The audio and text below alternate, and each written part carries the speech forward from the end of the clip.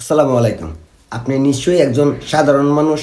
আপনি আওয়ামী লীগ করেন, বিএনপি করেন, যে কোনো দল করতে পারেন। আপনি একজন মানুষ তো। তাই আপনার কাছে অনুরোধ, সম্পূর্ণ ভিডিওটা দেখবেন, কারণ আমি আপনাকে এমন একটা দৃশ্য দেখাতে চলেছি যা দেখার পর হয়তো আপনি একজন মানুষ হয়ে থাকলে আপনার অন্তর কেঁদে উঠবেন। আমাদের দেশের সাধারণ মানুষগুলো এখন কেমন আছে, তাকে সত্যি ভালো আছে, আমি আপনাদের একটু দেখানোর চেষ্টা করি। সম্পূর্ণ ভিডিওটা দেখবেন। আপনি কোন দল করেন না করেন ওইটা আমার দেখার বিষয় না। একজন মানবিক মানুষ হিসেবে সম্পূর্ণ ভিডিওটা দেখে যাবেন, কারণ আমি চাই সারা বাংলাদেশের মানুষ এই জিনিসগুলো দেখুক। একটা পরিবার কতটা অসহায়, মানুষ, সাধারণ মানুষ কতটা অসহায়, ওইটা আমি আপনাদেরকে দেখাতে চাই। চলুন ভিডিওটা শুরু করি। আজ থেকে 4-5 মাস যাবত তো আমি বাড়ি ঢুকতে পারি না, আমার মায়ের মুখ দেখতে পারি না। আমার বাবারে শেখ হাসিনা পদত্যাগ করার পরে 4 মাস পর আব্বু গ্রেপ্তার হয়। গ্রেপ্তার হওয়ার পরে আমি যে দৌড়াবো এটাও আমি পারি না। আমার মা, সে একলা একলা মানুষে একলা একলা দৌড়ে আমার আব্বুরে 2-2.5 লাখ টাকা কমিয়ে ছাড়াইছে। আমরা আওয়ামী লীগ করি বলে আমার দোকান ভাঙছে, আমার বাড়ি ভাঙছে, আমার বাবারে গ্রেপ্তার করা হয়েছে। আমার মায়ে কিছু কথা বলবে, শুনেন। হে দেশবাসী, আমরা বঙ্গবন্ধুকে ভালোবাসি বলে একজনের একজনের প্রতি ভালোবাসা থাকতেই পারে, তাই আমরা বঙ্গবন্ধুকে ভালোবাসি বলে এইটা স্বাধীন বাংলাদেশ। আমরা এই জন্য আমাদেরকে এত নির্যাতন, এত হেনস্থা আমাদের উপরে, আমরা কিভাবে আমরা এখন গর্বন্দি, আমরা আমরা এখন এই বিশ্ববাসীর কাছে বিচার চাই, এই আন্তর্জাতিক আদালতে বিচার চাই, সবার কাছে বিচার চাই। এত নির্যাতন আমাদের উপরে, আমাগো কিচ্ছু রাখে নাই, আমাকে সব কিছু নিয়ে গেছে, আমরা কিচ্ছু করতেও পারি নাই। আমরা একজন সাইট কন্ট্রাক্টর, এ বঙ্গবন্ধুকে ভালোবাসে আমার হাজবেন্ড, সে ইউনিয়ন যুবলীগের সহ সভাপতি। এই জন্য তাকে যত প্রকার হেনস্থা করছে, তাকে তাকে ডিবি দিয়ে ধরাইছে, তাকে পাইলে 5ই আগস্ট ছেলেটারে আমার স্বামীকে মারিয়ে ফেলাইতো। আমরা এখন গর্বন্দি, আমরা বিশ্ববাসীর কাছে বিচার চাই, সারা বাংলাদেশের মানুষের কাছে আমার 4-5 মাস নামাজ তো আমি মার হাতের ভাত খাইতে পারি না। মানুষের আমার হাজবেন্ড ঘর থেকে বেরোইতে পারে না। আমি বিচার চাই দেশবাসীর কাছে। এখন আমি বাংলাদেশের সাধারণ মানুষের কাছে একটা প্রশ্ন করতে চাই, আওয়ামী লীগ করা কি সত্যিই অপরাধ?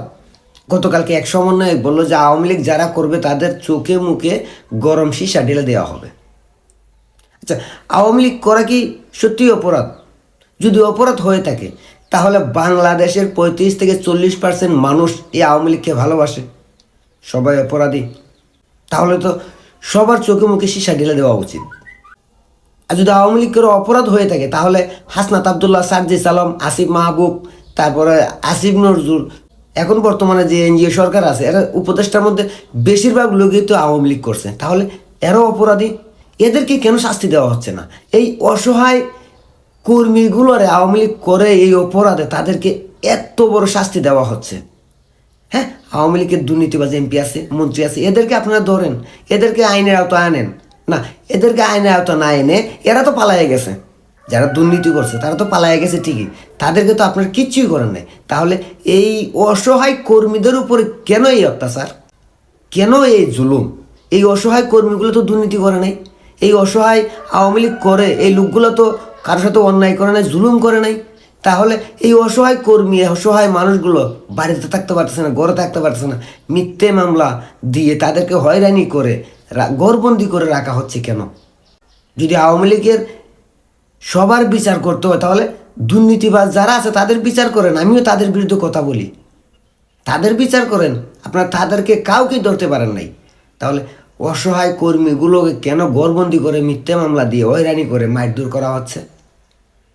একটা কথা মনে রাখবেন, লেবু লেবু চিনেন তো, লেবু যখন চিপ দেয় না, যখন লেবুর রসটা বেরিয়ে যায় তখন পর্যন্ত সে স্বাদ, আর যখন লেবুটাকে আর একটু বেশি চিপার চেষ্টা করে তখন সে তিতা হয়ে যায়। তো আওয়ামী লীগের কর্মীগুলো না অসহায়, এরা কোনো দুর্নীতি করে না, এদেরকে বেশি জুলুম করেন না, কারণ এই জুলুম এমন এক পর্যায়ে যায় দাঁড়াবে, এই আওয়ামী লীগের কর্মীগুলো যখন তাদের পিঠ দেয়ালে টিকে যাবে তখন তারা এক একটা কর্মী এক একটা এটিএম বোমা হবে। আর এই এটিএম বোমাগুলো সহ্য করতে পারবেন না। আমি এক আওয়ামী লীগ করি, তবে দুর্নীতিবাজ এমপিদের আওয়ামী লীগ নয়, আমি বঙ্গবন্ধুর আওয়ামী লীগ করি। আমি চাই আপনারা এই জুলুম সাধারণ কর্মীদের উপরে বন্ধ করেন, কারণ এগুলো যদি একবার যদি নিজের জীবনের মায়া চাইরা দেয় না, তখন এটা একটা বিস্ফোরণের রূপ নেবে, তখন এ দেশে কেউ শান্তিতে থাকতে পারবে না।